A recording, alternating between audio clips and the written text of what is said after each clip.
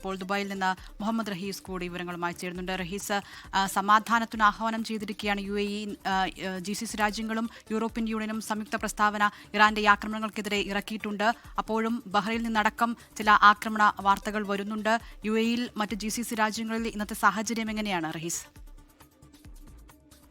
ദിൽന, ഈ സമാധാന ആഹ്വാനം നടത്തിയ ശേഷം ഏതാണ്ട് മണിക്കൂറുകൾക്കുള്ളിലാണ് ഇറാന്റെ ഭാഗത്തു നിന്നും തീവ്രമായിട്ടുള്ള ഒരു ആക്രമണം ഉണ്ടായത്. ഇന്നലെ ഉണ്ടായ ആക്രമണത്തെ നിസ്സാരമായിട്ടുള്ള ആക്രമണം എന്ന് കാണാൻ കഴിയില്ല. കാരണം UAEയിൽ അടക്കം ഉണ്ടായ ആക്രമണം അത് തീവ്രമായ ആക്രമണമായിരുന്നു. ജനവാസ മേഖലയിൽ നിന്ന് വലിയ അകലത്തിലല്ലാത്ത ആക്രമണമായിരുന്നു. അത് കൃത്യമായ ഔദ്യോഗിക സ്ഥിരീകരണം ഇല്ലാത്തതുകൊണ്ട് മാത്രം ആ സ്ഥലങ്ങളുടെ പേര് ഇപ്പോൾ വ്യക്തമാക്കാത്തതാണ്. അബുദാബിയിൽ ഇന്നലെ ഈ സ്ഥലങ്ങളിൽ നടന്ന ആക്രമണം അത് തീവ്രമായ ആക്രമണം തന്നെയായിരുന്നു. കാരണം വലിയ രീതിയിൽ തീ ഉയർന്ന ചിത്രങ്ങളൊക്കെയും പുറത്തു വന്നിരുന്നു. അപ്പോൾ ആ നിലയ്ക്ക് ഉഗ്ര ശബ്ദം കേൾക്കുന്ന ഏതാണ്ട് ഒരു 10-ലധികം മിസൈലുകളോ ഡ്രോണുകളോ മറ്റുമൊക്കെ ഇന്റർസെപ്റ്റ് ചെയ്യുന്ന, ഡിഫ്യൂസ് ചെയ്യുന്ന ശബ്ദങ്ങൾ ആകാശത്ത് വളരെ അടുത്തായി കേൾക്കാൻ കഴിയുമായിരുന്നു. ആ നിലയിലേക്ക് അവർ ഇന്നലെ വൈകിട്ടോടുകൂടി ഇറാൻ അവരുടെ ആക്രമണം മാറ്റിയിരുന്നു. ഏതാണ്ട് ഇന്നലെ രാത്രി ഒരു 8-8:30 കൂടിയിട്ടാണ് 2 തവണ തുടർച്ചയായി UAEയിൽ പലയിടത്തുമുള്ളവർക്ക്, അബുദാബിയിലും ദുബായിലും ഫുജൈറയിലുമുള്ളവർക്ക് ഇത്തരത്തിൽ അലേർട്ട് മെസ്സേജുകൾ തുടർച്ചയായി 2 തവണ വന്നു. ഏതാണ്ട് 1 മണിക്കൂറോളം നീണ്ടു നിന്ന ശേഷമാണ് ആ അലേർട്ട് മെസ്സേജ് മാറി പിന്നീട് പൂർവ്വസ്ഥിതിയിലേക്ക് കാര്യങ്ങൾ നീങ്ങാം എന്നുള്ള നിലയിൽ കാര്യങ്ങൾ വന്നത്. ഇന്നലെ രാത്രി പ്രധാനമായിട്ടും അനാവശ്യമായി പുറത്തിറങ്ങരുതെന്നും വീടുകളിൽ തന്നെ നിൽക്കണമെന്നും ഡോറിനോടും ഒപ്പം തന്നെ ഈ ജനലിനും അടുത്തുമൊന്നും ചേർന്ന് നിൽക്കരുത് തുടങ്ങിയ നിർദ്ദേശങ്ങൾ നൽകിയിരുന്നു. അത് വളരെ ഗുരുതര സ്വഭാവത്തിലുള്ള നിർദ്ദേശം കൂടിയായിരുന്നു. അത് പലതവണ റിപ്പീറ്റ് ചെയ്ത നിർദ്ദേശം നൽകുകയും ഒക്കെ ചെയ്തിരുന്നു. ആ സമയത്ത് UAEയിൽ ഉണ്ടായത് ഒരു വലിയ ആക്രമണം തന്നെയാണ്. അതിന് പിന്നാലെ ഇത്തരത്തിൽ ബഹ്റൈനിൽ ഉണ്ടായ ആക്രമണവും ശക്തമായ ആക്രമണമാണ്. ബഹ്റൈനിൽ ജനവാസ മേഖലയിലാണ് ആക്രമണത്തിന്റെ ഭാഗമായി ഇത്തരത്തിൽ തീപിടുത്തമടക്കം ഉണ്ടായത് എന്നുള്ള വിവരമാണ് രാവിലെ പുറത്തു വരുന്നത്. അത് ഈ മനാമയിൽ ഉണ്ടായ ആക്രമണം അത് 2 ഹോട്ടലുകളും ഒപ്പം തന്നെ ഒരു റെസിഡൻഷ്യൽ കെട്ടിടവും ഇറാൻ ലക്ഷ്യമിട്ടതായി, അല്ലെങ്കിൽ അവിടെയാണ് ഈ ആക്രമണം ഉണ്ടായത്, അല്ലെങ്കിൽ ഈ ആക്രമണത്തിന്റെ അലയൊലികൾ ആ പ്രദേശത്തെ സാരമായി ബാധിച്ചു എന്നുള്ളത് ഈ ബഹ്റൈൻ ആഭ്യന്തര മന്ത്രാലയം തന്നെ സ്ഥിരീകരിക്കുന്നുണ്ട്.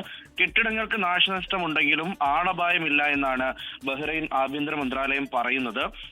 ഒപ്പം തന്നെ ഈ ആളുകൾ സുരക്ഷിതമായ സ്ഥലത്തേക്ക് മാറി താമസിക്കണം, അല്ലെങ്കിൽ ആ പ്രദേശത്തുള്ളവർ ജാഗ്രത പുലർത്തണം എന്ന നിലയിലുള്ള ഒരു മുന്നറിയിപ്പ് കൂടി ഈ ഘട്ടത്തിൽ നൽകിയിട്ടുണ്ട്. അതായത് ശക്തമായ ഒരു ആക്രമണത്തിന്റെ ലക്ഷണങ്ങൾ തന്നെയാണ് ഇന്ന് പുലർച്ചെ ബഹ്റൈനിൽ നിന്ന് കാണുന്നത്. സാധാരണഗതിയിൽ രാവിലെ ശക്തമായ ആക്രമണം ഉണ്ടാകുന്ന സ്ഥലങ്ങളിൽ ഒന്ന് തന്നെയാണ് ബഹ്റൈൻ. ഈ പുലർച്ചെ കഴിഞ്ഞ 2-3 ദിവസങ്ങളായി UAEയിൽ അടക്കം പുലർച്ചെ വലിയ ആക്രമണം ഉണ്ടാകാറില്ല. അത് സൗദിയിലും ബഹ്റൈനിലും ഒക്കെയാണ് കാര്യമായ ആക്രമണം ഉണ്ടാകാറുള്ളത്. അങ്ങനെ ഒരു 2-3 ദിവസം വലിയ തോതിൽ ഈ ഗൾഫ് രാജ്യങ്ങളെ എടുത്തു നോക്കിയാൽ തീവ്രമായ ആക്രമണം എന്ന് പറയുന്ന നിലയിലേക്ക് കാര്യങ്ങൾ പോയിരുന്നില്ല. അത് കാര്യമായ കേടുപാടുകൾ ഉണ്ടാക്കുകയോ അല്ലെങ്കിൽ അത്തരത്തിൽ ഒരു കണ്ടിന്യൂസ് ആയ അറ്റാക്ക് ഒന്നും കഴിഞ്ഞ കുറച്ച് ദിവസങ്ങളായി ഉണ്ടായിരുന്നില്ല. പക്ഷെ ഇന്നലെ രാത്രി ഉണ്ടായ ആക്രമണം അത് തീവ്ര സ്വഭാവമുള്ള ആക്രമണം തന്നെയാണ്.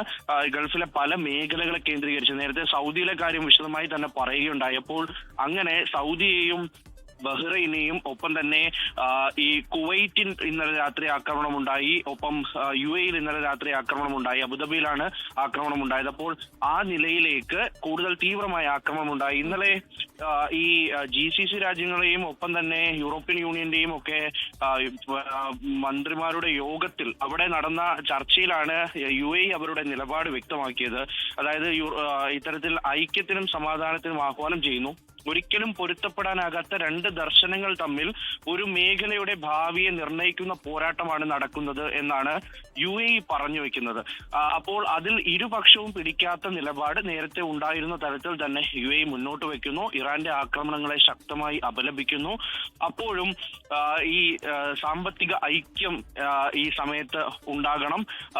നല്ല രീതിയിലുള്ള ഒരു കൂട്ടുകെട്ട് എല്ലാ മേഖലയിലും ഉണ്ടെങ്കിൽ മാത്രമേ ഒരു മികച്ച ഒരു അടിസ്ഥാന ബോധവും ഒപ്പം തന്നെ ഒരു കൂട്ടുകെട്ടും പങ്കാളിത്തവും ഒക്കെ ഉണ്ടെങ്കിൽ മാത്രമേ ഈ സമയം അതിജീവിക്കാൻ കഴിയുകയുള്ളൂ എന്നൊരു ദർശനം കൂടി UAE മുന്നോട്ട് വെക്കുന്നു. ആ നിലപാടാണ് അവർക്ക് പറയാനുമുള്ളത്. അപ്പോൾ ആ തരത്തിൽ കാര്യങ്ങൾ മുന്നോട്ട് പോയതിനു ശേഷം ഇന്നലെ രാത്രി പ്രധാനമായിട്ടും UAE ഉപപ്രധാനമന്ത്രിയും ഒപ്പം തന്നെ ഇത്തരത്തിൽ ഈ ദുബായ് കിരീടാവകാശിയും ഒക്കെ ആയിട്ടുള്ള Sheikh Hamdan bin Rashid Al Maktoum Saudi പ്രതിരോധ മന്ത്രിയുമായി ചർച്ച നടത്തിയിട്ടുണ്ട്.